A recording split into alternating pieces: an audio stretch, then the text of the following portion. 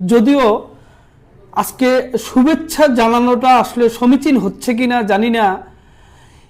মানে বাংলাদেশে এই বাংলাদেশ সৃষ্টি হতে যাদের অবদান, যারা নিজের জীবন বাজি রেখে যুদ্ধ করেছিলেন, সেই মুক্তিযোদ্ধাদের উপর যে ধরনের অত্যাচার, অপমান, অপদস্থ করা হচ্ছে, এই বাংলাদেশ আমরা চেয়েছিলাম কিনা? এমন বাংলাদেশ আমাদের দেখতে হবে যে একজন মুক্তিযোদ্ধার গলায় জুতার মালা দিয়ে তাকে অপদস্থ করা হচ্ছে, সেটা আবার জাস্টিফাই করার জন্য একদল লোক উঠে পড়ে লেগেছে। এই বাংলাদেশ আমরা চেয়েছিলাম কিনা আমরা আজকে আলোচনা করব সেই প্রসঙ্গটি নিয়েই। এবং সঙ্গে আপনারা সকলেই জানেন যে শেখ হাসিনাকে ফিরিয়ে আনার জন্য পররাষ্ট্র মন্ত্রণালয় ভারতকে একটা অনুরোধ জানিয়েছে। সেটি আসলে কতটা কার্যকর হবে, এবং রাহাত ফতেহ আলী খানকে নিয়ে কনসার্ট হচ্ছে, ভারতের আধিপত্যকে ইগনোর করে পাকিস্তানের আধিপত্য কি ডেকে আনা হচ্ছে কিনা, সেই বিষয়টা নিয়ে আলোচনা করব। যথারীতি বাঁকা চোখের এই পর্বে আমাদের সঙ্গে উপস্থিত রয়েছেন সিনিয়র সাংবাদিক মাহমুদ মঞ্জুর। মঞ্জুর ভাই, আপনাকে স্বাগতম। তিনটা প্রসঙ্গ নিয়ে আমরা আজকে আলোচনা করব, বিস্তারিত আলোচনায় যাব। তবে বিস্তারিত আলোচনায় যাওয়ার আগে আপনাদের সকলের কাছে request, please, news and views by Nuruzzaman Labu আমাদের একটি ইউটিউব চ্যানেল। আমাদের আলোচনা বিশ্লেষণ যদি আপনাদের ভালো লাগে তাহলে বিনয়ের সঙ্গে রিকোয়েস্ট যে একটা সাবস্ক্রাইব করবেন, লাইক, কমেন্টস ও শেয়ার করতে পারেন। যদি ভিন্ন মত থাকে তবে কমেন্টস অপশনে জানাতে পারেন। মঞ্জুর ভাই, যেটি বলছিলাম যে এই দৃশ্য আমাদের দেখতে হলো যে এই বাংলাদেশ, যে বাংলাদেশে আমরা এখন বসবাস করছি, দুবেলা দুমুঠো খাচ্ছি দাচ্ছি, সেই বাংলাদেশ সৃষ্টির পেছনে যারা নিজের জীবন বাজি রেখে যুদ্ধ করেছেন, সেই বীর মুক্তিযোদ্ধাদের প্রতি এই যে অসম্মান, মানে জুতার গলা মালায় দিয়ে তাকে ঘোরানো হচ্ছে, এবং কারা করেছে নিশ্চয়ই গণমাধ্যমে দেখেছেন, জামায়াতের নেতাকর্মীরা। জামায়াত যদিও সেটা অস্বীকার করেছে, কিন্তু এটা কি জামায়াতের প্রতিশোধ? মানে ৭১-এ তো তারা, জামায়াত ইসলামী তো এই দেশ চায়নি। আজকে তারা কিন্তু বীর দর্পে চলাফেরা করছে, রাজনীতি করছে। আমরা আগেও বলেছি, সংসদে গিয়েছে, জাতীয় পতাকা ব্যবহার করছে, স্বাধীনতা নিয়ে আলোচনা করছে, বিজয় দিবস নিয়ে আলোচনা করছে। সেই জামায়াত এখন মুক্তিযোদ্ধাদের গলায় জুতার মালা দেওয়ার দুঃসাহস দেখাচ্ছে। এটা কেমন হয়ে গেল না? আসলে মানে বিষয়টা নিয়ে আসলে কি বলবো, বা কিভাবে কি শুরু করব, বা কিভাবে ক্ষোভটা প্রকাশ করব, মানে সেইটার ভাষা খুঁজে পাচ্ছি না আমি।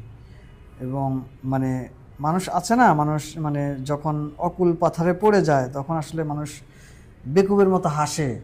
আমারও এরকম মানে হাসি আসতেছে। আর কি বলবো, আমি কিছু তো বলার নাই। মানে এই ভিডিওটা যখন যতবার দেখি, দেখতে তো চাই না, কিন্তু চোখের সামনে চলে আসে সোশ্যাল মিডিয়া যখন আমরা ঘাঁটতে থাকি। কি নির্মম ভয়ঙ্কর একটা দৃশ্য, এটা ভাবাই। ধরেন, আমি ধরে নিলাম উনি মুক্তিযুদ্ধ না, আমি হয়তো ধরে নিলাম উনি মানে মুক্তিযুদ্ধে, মহান মুক্তিযুদ্ধের সময় উনি বিরোধিতাও করেছেন, ধরে নিলাম উনি রাজাকার দলের সদস্য। তাও কি বাংলাদেশের এরকম একজন মানুষকে এইভাবে অপমান অপদস্থ এই বয়সে একজন মানুষকে করতে পারি আমরা? এবং সেটা একই এলাকার লোকজন। আমি জানি না, হয়তোবা যেই দুবাই প্রবাসী একজনের নাম এসছে, আরও যাদের নাম এসছে, তারা তো একই গ্রামের লোক, এটা বাইরে থেকেও আসেনি। এই লোকগুলি কিন্তু একই মাটি থেকে, একই গ্রামে, একই সমাজে থেকে বেড়ে ওঠা লোক। সেই মানুষগুলি যখন হঠাৎ করে এরকম একটি ঘটনা ঘটায়, তার মানে আমাদের আসলে নীতি নৈতিকতা, দেশ রাজনীতির বাইরেও আমাদের একটা মানে অমনুষ্যতা কাজ করছে। তা না হলে এরকম বর্বরচিত কাজ তো আমরা করতে পারি না। আমার তো মনে পড়ে না, এই যে আওয়ামী লীগের শাসনামল, 15-16 বছরের শাসনামল, এই শাসনামলে কোনো রাজাকারকে বা কোনো আলবদরকে বা কোনো শান্তি বাহিনীর কোনো লোককে মানে এভাবে জুতার মালা পরিয়ে হাঁটিয়েছে, এটা আমার নজরে আসে নাই। তাদের মামলা হয়েছে, ফাঁসি হয়েছে, সামাজিকভাবে তারা হয়তো বা তুচ্ছতাচ্ছিল্যের শিকার হয়েছেন, খবর প্রকাশ হয়েছে, কিন্তু এভাবে জুতার মালা পরিয়ে প্রকাশ্য দিবসকে হাঁটানো এবং ভিডিও করা এবং পরে উনি ইন্টারভিউতে বলেছেনও আব্দুল হাই কানু সাহেব যে চাপাতি নিয়ে, কষাইয়ের চাপাতি নিয়েও এসছে তাকে জবাই করার জন্য, তার গলার মধ্যে ধরেছে, সেটার ভিডিও ফুটেজ আসেনি বা তখন হয়তো বা কেউ ভিডিও করেনি, তাকে শুইয়ে গলার মধ্যে চেপে ধরা হয়েছে, জবাই করে দিবে, পরে একজন থামালো যে না না এটা এখনই না, এটা পরে। তাকে পাড়ানো হয়েছে, তার মাথায় বাড়ি দেওয়া হয়েছে, যত রকমের লাঞ্ছনা বঞ্চনা করার দরকার অন স্পট তত সবই করেছে। তা আমার কাছে যে সব বাদ দেন, আমি ধরে নিলাম মুক্তিযোদ্ধা না, আমি ধরে নিলাম উনি অপরাধী, আমি কি এইটা আমরা কি এই সমাজ চাই, এই সমাজ চেয়েছি, বা আমরা কি এই সমাজই গড়ে তুলেছি যে একজন এই বয়সে একজন লোক বা কোনো মানুষকে এভাবে বর্বরচিত কাজ করব আমরা? আমি তো সেইটা আমার মূল ফোকাসটা হচ্ছে মুক্তিযুদ্ধ বা জামাত, এই বিষয়গুলির আগে আসলে আমাদের মানুষ হিসেবে আমাদেরকে বিবেচনা করতে হবে। না কিন্তু দেখেন, মানে সেইটা তো অবশ্যই সবার উপরে মানুষ সত্য, কিন্তু তারপরেও তো তিনি এই দেশ সৃষ্টির পেছনে তার বিশাল অবদান আছে। এই অবদান তো আপনি চাইলে অস্বীকার করতে পারবেন না। এই ক্ষেত্রে অনেকে একটু জাস্টিফাই করতে চাইছে এইভাবে যে এটা তো আসলে মুক্তিযোদ্ধা না, উনি আওয়ামী লীগের রাজনীতি করতেন, ওনার ছেলে আওয়ামী লীগের রাজনীতি করতেন, অনেক দুঃশাসন চালিয়েছেন, অনেক অত্যাচার করেছেন, সেই ক্ষোভ থেকে এইভাবে জাস্টিফাই করার চেষ্টা করছেন। না, এটা কি কোনোভাবে জাস্টিফাই করার মতো? সেটাই আমি বললাম, সেই কারণে আমি বললাম আমি ধরে নিলাম উনি শান্তি বাহিনীর সরাসরি অ্যাক্টিভ সদস্য ছিলেন, তাও কি আমি ওনাকে এভাবে করতে পারি কিনা, একটা মানুষকে এভাবে অপমান অবস্থা করতে পারি কিনা? পারি না তো। তাইলে এটা হচ্ছে কেন? এবং হওয়ার পরে যখন এই ইস্যুগুলি আসে যে উনি আওয়ামী লীগ করতেন বলে এরকম, উনি আওয়ামী লীগ করছেন বলে কি ওনাকে আপনি এভাবে জুতার মালা গলায় দিবেন? এদেশে কি আইন, আদালত, পুলিশ, সরকার, সমাজ কিচ্ছু নাই, সব ভেঙে পড়েছে? তাই তো মনে হচ্ছে সব ভেঙে পড়েছে। কোনো রকম কোনো অ্যাকশন এখন পর্যন্ত গ্রেপ্তার হয়নি আমি শুনেছি। তো প্রকাশ্য দিবালোকে এরকম একটা ঘটনা ঘটলো, এইটা নিয়ে প্রধান উপদেষ্টার যে প্রেস উইং তারা একটা বার্তা দিয়েছে, তারা নিন্দা জানিয়েছে, সব গিয়েছে, খবর নিয়েছে। কিন্তু আমি একটা জিনিস বলতে চাই, সেইখানে কিন্তু যে প্রেস উইং থেকেও যে বার্তা দেওয়া হয়েছে, সেখানে কিন্তু উল্লেখ করা হচ্ছে তার বিরুদ্ধে 9টি মামলা রয়েছে, মানে পরোক্ষভাবে জাস্টিফাই করার একটা প্রচেষ্টা আর কি। তার বিরুদ্ধে হত্যা সহ 9টি মামলা রয়েছে। এই 5 আগস্টের পরে যত মামলা হয়েছে এর তো 80 থেকে 90% মামলা আপনার বানানো মামলা, বানোয়াট মামলা, এবং যাকে তাকে বানিয়ে, এটা পুলিশেরই কথা। মামলা হচ্ছে, আরেকদিকে আপনি চিহ্নিত আসামি, মামলার আসামিগুলিকে আপনি পার করে দিচ্ছেন, বাইরে পার করে দিয়েছেন। এবং আপনি যে বললেন আব্দুল হাই কান্নুর ঘটনা তো আজকে প্রথম ঘটে নাই। এই 5ই আগস্টের পর থেকে বাংলাদেশের স্কুল কলেজ যেই ঘটনা, টিচারদের নিয়ে যে ঘটনাগুলি ঘটেছে, টিচারদেরকে যেভাবে চপেটাঘাত করা হয়েছে, প্রতিটা স্কুলে গিয়ে, কলেজে গিয়ে, ইউনিভার্সিটিতে গিয়ে যেভাবে মানে লাইভ করে যেভাবে করা হয়েছে, আমরা কি সেগুলির কোনো প্রতিকার বা সেগুলির কোনো প্রতিবাদ সরকারের পক্ষ থেকে পেয়েছি না সুশীল সমাজ থেকে পেয়েছি? সবাই নির্বিকার, সবাই নির্বোধের মতো তাকিয়ে আছে। এবং আমাদের জাতির দুর্ভাগ্য সম্ভবত এই জায়গায় আমাদের অনেকেই বলার চেষ্টা করে যে ফ্যাসিস্ট সরকারের আমলে গণমাধ্যম বা মানুষ কথা বলতে পারে নাই, গণমাধ্যম দালালি করতে বাধ্য হয়েছে, তাই না? এইটা জাস্টিফাই করার চেষ্টা করছে যে সরকার মানে সবার গলা টিপে ধরছে। ভাই, আমাদের জাতিগতভাবে যে সমস্যা, এই সরকারের আমলে 8ই আগস্টের পর থেকে যে সরকারটা চালু হয়েছে, এই সরকারের কি একটা ভুল হয় না? একটা কিছু ভুল হয় নাই, একটা কিছু অন্যায় করে নাই, বা মানুষের পছন্দ হয় না এমন কোনো কাজ করে নাই? অসংখ্য ঘটনা ঘটিয়েছে, অসংখ্য কাজ করেছে, মানুষ মারা গিয়েছে, নির্যাতিত হয়েছে, নিগৃহীত হয়েছে। এই সরকার, আমাদের গণমাধ্যম বলেন, আমাদের সুশীল সমাজ বলেন, কেউ স্পষ্ট কণ্ঠে কোনো প্রতিবাদ করে নাই তো। আমরা তো একটা সেলফ সেন্সর জাতি, এবং আমি কি বলবো, একটা কি বলবো, একটা নির্বিকার, একদম মানে নির্বিকার না, একটা সুবিধাভোগী জাতিতে পরিণত হয়েছি আমরা মনে করি যে এই সরকার ক্ষমতা আছে, এই সরকারের বিরুদ্ধে আমরা কিছু বলবো না। সরকার কিন্তু বলে নাই যে মিস্টার নুরুজ্জামান বাবু আপনি আমার বিরুদ্ধে কথা বলেন না। ধরে নিলাম যে ওনারা রাগ করবেন, তো রাগ করা পর্যন্ত আপনি কথা বলেন না ভাই, আপনার বিরুদ্ধে একটা ব্যবস্থা কথা বলেন না, আমরা তো কথাই বলি না। এটা হলো আমাদের জাতির দুর্ভাগ্য। এইটা আসলে এত আর কি। আপনি দেখেন আব্দুল হাই কানু সম্পর্কে জাস্টিফাই করার অসংখ্য লোক আপনি ফেসবুকে পাবেন, কিন্তু এইটার প্রতিবাদ করা খুব বেশি লোক নাই, মানে আছে, মানে কোনো রকম ঘুরিয়ে পেঁচিয়ে এদিক সেদিক মিলে, কিন্তু যে জোরালোভাবে সামাজিকভাবে রাষ্ট্রীয়ভাবে সুশীল সমাজের পক্ষ থেকে বা গণমাধ্যমের পক্ষ থেকে যেভাবে ফোর্সটা দেওয়া উচিত ছিল যে এই ধরনের ঘটনা ঘটা বাঞ্ছনীয় নয়। না, এই দৃশ্য আসলে এই দৃশ্য দেখার পরে আমি গত রাতে দেখেছি, এবং এই দৃশ্য দেখার পরে আসলে মানে মনে হয়েছে যে এই বাংলাদেশে কেন এখনো মানে কিভাবে এটা সম্ভব আর কি, এই বাংলাদেশে আমাদের এই দৃশ্য দেখতে হচ্ছে।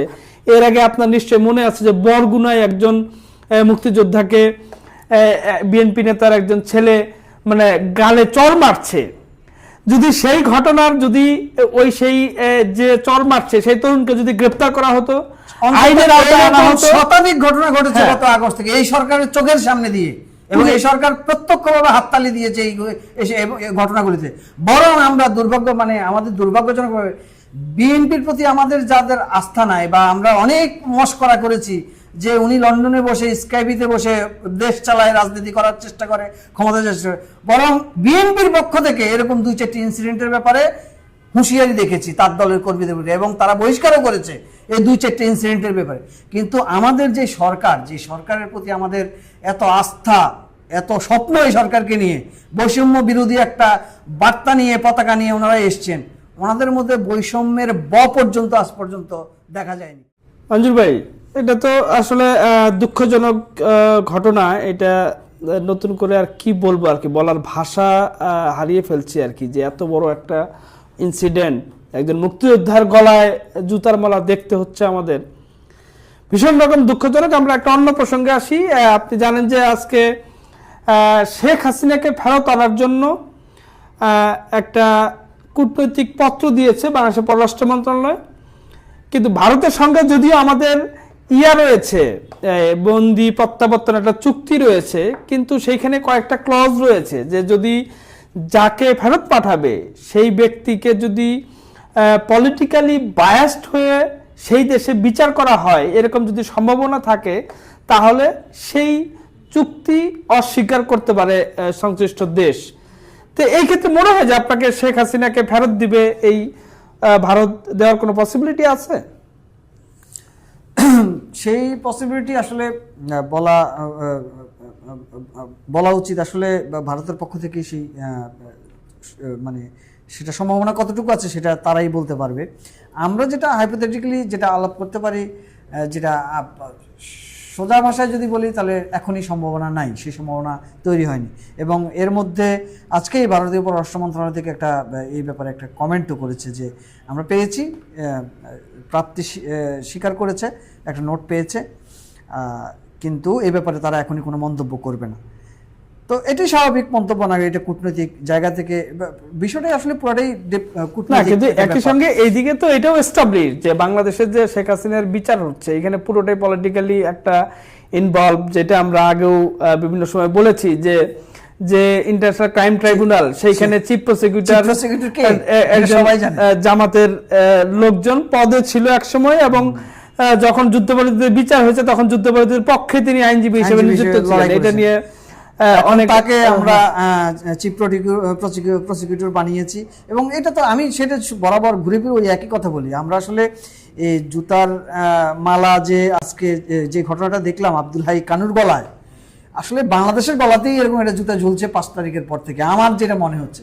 আপনি দেখেন, আপনি যদি প্রতিটা দিন আপনি বিশ্লেষণ করেন, বিজয় দিবস থেকে শুরু করে, সংবিধান থেকে শুরু করে, জাতির পিতা থেকে শুরু করে, 7 মার্চ, মানে সবকিছু নিয়ে আপনি যখন ডে বাই ডে আপনি এই যে এক একটা করে জুতা, একটা দড়ির মধ্যে এক একটা করে জুতা গাঁথা হচ্ছে, এবং এই জুতাগুলি সব তৈরি করা হচ্ছে, মানে আমাদের 71-এর বলতে খুব দুঃখ হচ্ছে এবং ভয় হচ্ছে। আমি জানি না এই কথাটা মানে সংশ্লিষ্টরা কিভাবে নেয়।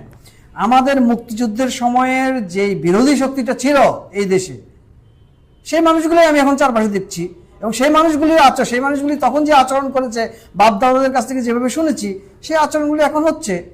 এবং যাদের বিচার হলো, স্বাধীনতা বিরোধী অপরাধের জন্য যাদের বিচার হলো, যাদের ফাঁসি হলো, যে দলকে রাজনৈতিকভাবে ধামাচাপা দেওয়া বন্ধ করানোর চেষ্টা করা হলো, সেই দলটাই এখন স্টেক হোল্ডার, সেই দলটাই এখন চিফ প্রসিকিউটর হচ্ছে, সেই দলটাই নানা জায়গায় দলের বসছে আর কি, মতবাদগুলি মতবাদগুলো ছড়াচ্ছে আর কি। এবং ভাষা। এবং যেটা বললেন যে ওই যে জুতার মালাটা বাংলাদেশের গলায় পরানোর জন্যই এখন আসলে হ্যাঁ, উঠে বাংলাদেশে পড়ে। এটা মুক্তিযোদ্ধা আব্দুল্লাহ খানের গলায় ছিল না তো মালাটা, এই মালাটা তো বাংলাদেশের গলায়। উনি তো একটা বাংলাদেশের স্থপতি, তো উনি one of the stakeholder, যোদ্ধা। ওনার গলায় যখন এই জুতার মালাটা থাকে, ওনার গলায় কিন্তু আর থাকে না, এটা বাংলাদেশের গলায় এই জুতার মালাটা। এবং এই মালাটা গাঁথা হচ্ছে কিন্তু সেই 5ই আগস্টের পর থেকে, 5ই আগস্টের আগে থেকেই হয়তো প্ল্যান ছিল বা দড়িটা সংগ্রহ করছিল তারা, সেটা আমরা টের পাই নাই। আমরা বৈষম্য বিরোধী ভেবে, এবং শেখ হাসিনা যখন এদেরকে রাজাকারের বাচ্চা বা রাজাকার বলে বলার চেষ্টা করছিল, তখন আমাদের খুব রাগ হয়েছিল যে এই ভদ্রমহিলা কি পাগল নাকি, উনি তো অভিভাবক, উনি এইভাবে বাচ্চা শিশুদেরকে ঢালাওভাবে এই মন্তব্য কেন করবে। কিন্তু 5ই আগস্টের পরে আপনি কি দেখতে পাচ্ছেন? না, সেটাই। উনি অমুক বিশ্ববিদ্যালয়ের ছাত্র শিবিরের নেতা, উনি অমুক সংঘের নেতা, উনি সেই। তারপরে কমিটিগুলিতে কি কাদের নিয়ে কমিটি করা হচ্ছে, বিভিন্ন কমিটি বলেন, বিভিন্ন ছাত্র শিবির, জামাত বলেন, সব তাদের কথাবার্তা, তাদের মোটিভ কি, বিজয় দিবস নিয়ে তাদের মোটিভ কি, জয় বাংলা নিয়ে মোটিভ কি, 71 নিয়ে মোটিভ কি, দেখতেছেন না? তো আজকে মুক্তিযুদ্ধের গলায় মালা পড়ছে, আমরা হই হই করে উঠলাম সবাই, কিন্তু আসলে এই মালাটা কিন্তু আজকে পরানো হয় নাই। না, এবং রিলেটেড দেখেন, যেটা আমাদের প্রসঙ্গে আলোচনা করেছিলাম, যে আসলে এই যে মুক্তিযুদ্ধের বিরোধিতা এবং পাকিস্তান প্রেম, এই সরকার তো পাকিস্তান প্রেমও আমরা দেখেছি আর কি। এবং রাহাত ফতেহ আলী খান এসেছেন পাকিস্তানি হিসেবে ভারতীয় আগ্রাসনের প্রতিবাদে। এইখানে একটা গুরুত্বপূর্ণ বিষয় আর কি, এখন দেশের যে ইকোনমিক্যাল ক্রাইসিস, সেই ক্রাইসিসের সময়ে পাকিস্তানের একজন শিল্পীকে আমরা আনলাম $2 লাখ খরচ করে আর কি। প্রথমে আমরা গল্প শুনলাম যে তিনি ফ্রি গাইতে এসেছেন, ফ্রি তিনি গাইবেন আর্মি স্টেডিয়ামে। পরে শুনি যে তিনি আসলে বিসিবিতে আরেকটা প্রোগ্রামের জন্য তিনি $2 লাখ নিচ্ছেন। মানে এইটা কি কি গল্প আমরা শুনলাম? ধরেন পাকিস্তান প্রেম। এই যে আপনি যে $2 লাখ বললেন, মানে এই প্রসঙ্গ কেন আনলেন? কারণ আমরা তো শুনি যে এলসি খোলা যাচ্ছে না, কি ক্রাইসিস, ডলার সংকট, মানুষ পণ্য আমদানি করতে পারতেছে না, ব্যবসা বাণিজ্য চালাতে পারতেছে না, রিজার্ভ কমে যাচ্ছে, ডলার, আপনি বিদেশ ঘুরতে যাবেন, ডলার ভাঙতি করতে পারতেছে না, ডলারের উচ্চগতি, দাম বেড়েই চলেছে ডলারের দাম।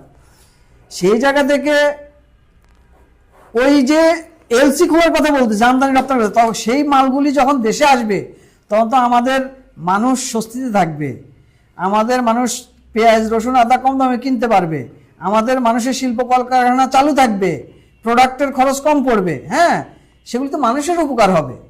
কিন্তু সেই উপকারটা বন্ধ করে আমরা কি করলাম? আমরা রাহাত ফতেহ আলী খানরা আনলাম। কেন আনলাম? কারণ আমাদের এটা কি ওই সূত্র নাকি, পাকিস্তান আপনি দেখেন না তো, আমি যে বললাম যে ওই দড়িটা, এই জুতার মালাটা কিন্তু আজকে থেকে গাঁথা হচ্ছে না, আজকে গাঁথা হয় নাই, ওই বৈষম্য আন্দোলন থেকে এই মালাটা গাঁথা হচ্ছিল। তা না হলে, কারণ আপনার মুক্তিযোদ্ধাকে হেনস্থা করতে পারতেছেন, আপনি আওয়ামী লীগকে বিতাড়িত করলেন, ছাত্রলীগকে নিষিদ্ধ করলেন, আপনি জয় বাংলা বন্ধ করলেন, আপনি যত মুক্তিযুদ্ধের রিলেটেড যত ইভেন্ট আছে সবকিছু আপনি কলাপস করতে থাকলেন, আপনি কাওয়ালি ঢুকালেন। এখন আপনার কালচারাল অ্যাক্টিভিটিস তো বাড়াইতে হবে। আপনার এই যে মৌলবাদী বা ধর্মীয় বা স্বাধীনতা বিরোধী যে চক্র, সেই চক্রের কালচারাল অ্যাক্টিভিটিস তো আপনার বাড়াইতে হবে।